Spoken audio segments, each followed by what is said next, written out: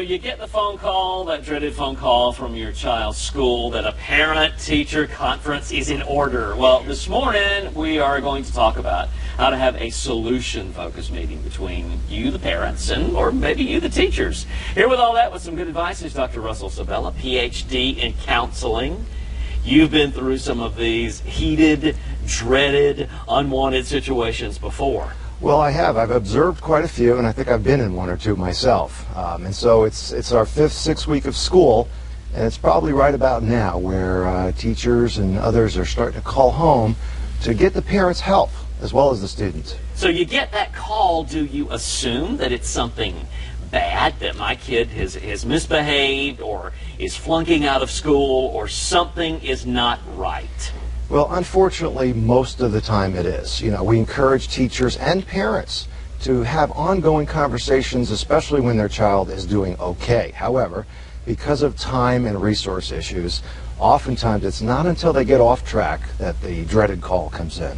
So your philosophy is, if you get called in and the point is that your kid has flunked every math test since the beginning of school, instead of rewinding the tape and going over every dramatic episode from the past, instead look toward the future. Right. So here's what happens. We get the big meeting.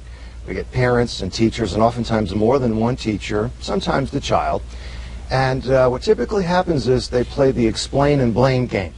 And so everybody goes around and tries to figure out what it is that this child has done wrong, how it is that they've gotten off track. Now, we assume, and I think this is a safe assumption, you get more of what you focus on.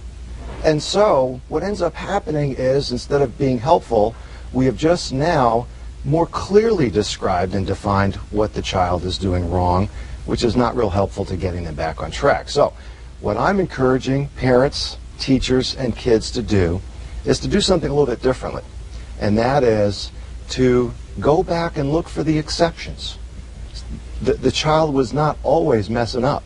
What was going on before their performance started disintegrating? There are nuggets of gold in this pile of mud. There are. So if we just go back and say, what were you doing and what were you thinking before the problem started to occur? What will probably, and by doing that, we'll get them to focus on those things. And again, you get more of what you focus on.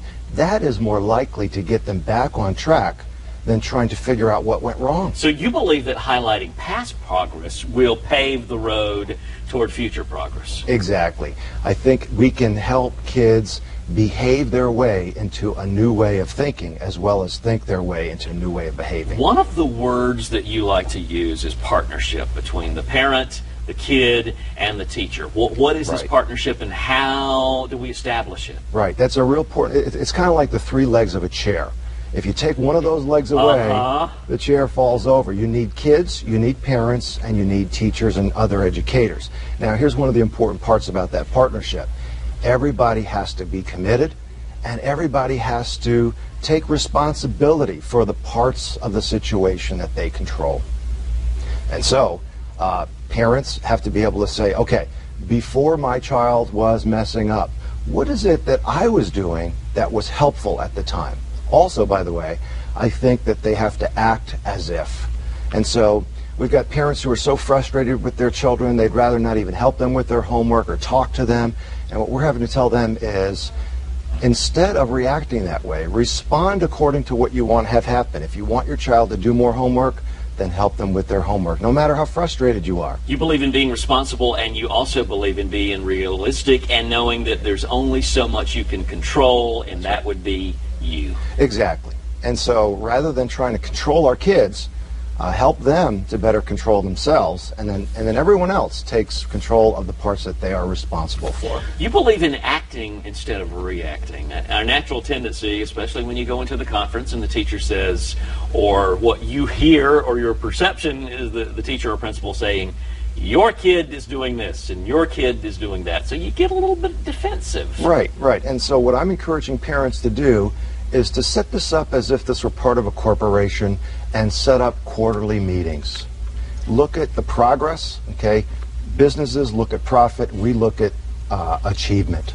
And so as a parent, don't wait for the call. Go in every quarter, or maybe even every other quarter, and have a brief meeting with teachers, and then focus on how the student is achieving as well as how they can achieve better.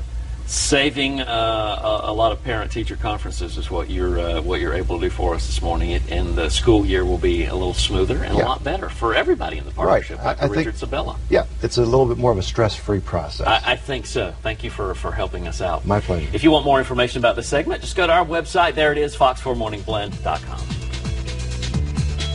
Baby, we can